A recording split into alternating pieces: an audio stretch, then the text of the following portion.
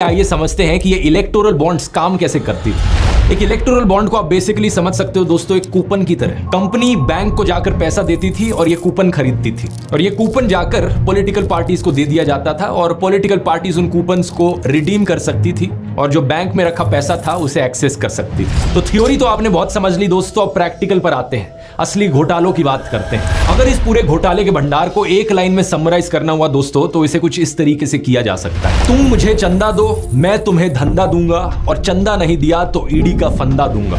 इन सभी घोटालों में 3 एंटिटीज इन्वॉल्व है। पहला, पॉलिटिकल पार्टी जो सत्ता में है, ये बीजेपी हो सकती है सेंट्रल गवर्नमेंट में या कोई भी और पार्टी जिनकी स्टेट गवर्नमेंट है। दूसरा, बड़ी बड़ी कंपनियां जिन्होंने चंदा डोनेट किया है इलेक्टोरल बॉन्ड के जरिए।